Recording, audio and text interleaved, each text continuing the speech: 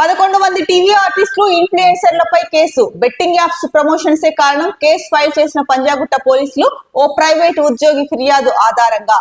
So ఓ private ఉద్యోగి ఫిర్యాదు చేయడం వల్ల 11 మంది టీవీ ఆర్టిస్టులు ఇన్ఫ్లుయెన్సర్స్ ఎవరైతే ఉన్నారో సోషల్ మీడియా యూట్యూబర్ ఇన్ఫ్లుయెన్సర్స్ వాళ్ళపైన కేసు నమోదు చేశారు.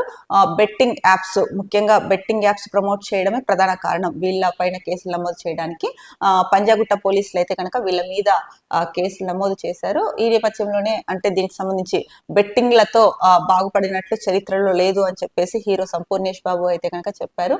ముఖ్యంగా 11 మంది టీవీ ఆర్టిస్టులు ఎవరు అనేది ఒకసారి కనుక మనం చూస్తే ఇక ఇమ్రాన్ ఖాన్, విష్ణుప్రియ, హర్షసాయి, శ్యామల, టేస్టీ తేజ, రీతు చౌదరి, బండారు శేషాయాని, కిరణ్ గౌడ్, అజయ్ సన్నీ సుధీర్ వీళ్ళందరూ బెట్టింగ్ యాప్ పేరుతో అయితే కనుక బెట్టింగ్ యాప్ ప్రమోట్ చేశారు. కాబట్టి 11 మంది పైన అయితే కనుక పంజాగుట్ట పోలీసులు కేసు నమోదు చేయడం జరిగింది. ఇది కూడా అంటే ఒక ప్రైవేట్ ఎంప్లాయీ ఫిర్యాదు చేయడంతో ఈ కేసు నమోదు చేయడం జరిగింది. ఇక సీనియర్ నటుడు సంపూర్ణేష్ బాబు అయితే బెట్టింగ్లతో బాగుపడినట్లు ఎక్కడా లేదు అని చెప్పేసి చెప్పారు. ఆ బెట్టింగ్ యాప్లను ప్రమోట్ చేసే వారిపై ప్రభుత్వం చర్యలు తీసుకుంటోంది. అవగాహన కల్పిస్తూ సంపూర్ణేష్ బాబు ఒక వీడియో అయితే కనుక రిలీజ్ చేశారని చెప్పి కూడా చెప్పారు.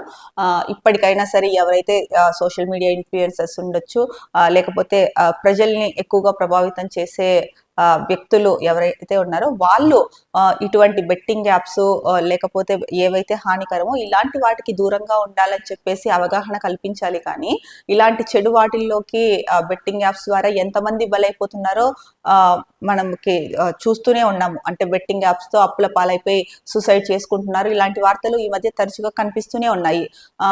నిన్న వార్తాపత్రికలో చూస్తే కనుక ఒక సంవత్సరంలో అంటే గతేడాదిలో 1000 మంది ఈ బెట్టింగ్ యాప్స్ బారిన పడి మోసపోయి సూసైడ్ చేసుకున్న వాళ్ళ సంఖ్య 1000 మంది అని చెప్పేసి ఇచ్చారు.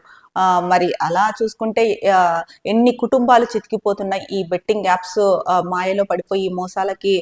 అంటే అప్పులు చేసి తీసుకొచ్చి పెట్టి మరి బెట్టింగ్ యాప్స్ లో ఫస్ట్ ఏమో లాభాలు ఉన్నట్టు చూపిస్తారు, తర్వాత ఏమో మెల్లిగా వాళ్ళ ట్రాప్ లోకి దింపేసిన తర్వాత దోచుకోవడం మొదలు పెట్టేస్తారు. దీనివల్ల చితికిపోతున్నది ఎవరైతే బెట్టింగ్ యాప్స్ లో అమౌంట్ పెడుతున్నారో వాళ్ళు. సో దీనిపైన అవగాహన కల్పించాల్సిన ఇన్ఫ్లుయెన్సర్స్ లేకపోతే ఎవరైతే ఈ టీవీ ఆర్టిస్టులు అంటే కొంత ఫేమస్ అయిన వాళ్ళు ఉన్నారో వాళ్ళే అవగాహన కల్పించాల్సింది పోయి ఇలాంటివి ప్రమోట్ చేయడం అయితే కనుక నిజంగా సిగ్గుపడాల్సిన విషయం. ఏది ఏమైనా 11 మంది పైన అయితే కనుక పంజాగుట్ట పోలీసులు అయితే కనుక కేసు నమోదు చేశారు. ఇక 160 కోట్ల స్కామ్, గురుకులాల అద్దె పేరుతో ఇష్టానుసారంగా గత ప్రభుత్వం చెల్లింపులు. చదరపు అడుగుకు ఇవ్వాల్సింది 3 రూపాయలు, ఇచ్చింది 18 రూపాయలు.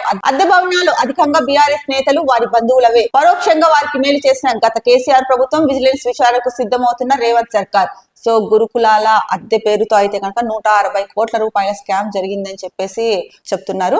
ముఖ్యంగా గురుకులాల స్కూల్స్ గురుకులాలు ఏవైతే ఉన్నాయో వాటికి అద్దె పేరుతో ఇష్టానుసారంగా గత ప్రభుత్వం అయితే చెల్లింపులు చేసింది. అది కూడా అద్దె భవనాలు అధికంగా బీఆర్ఎస్ కి సంబంధించిన నేతలు ఎవరైతే ఉంటారో వాళ్ళు వారి బంధువులకే ఎక్కువగా ఇచ్చారు.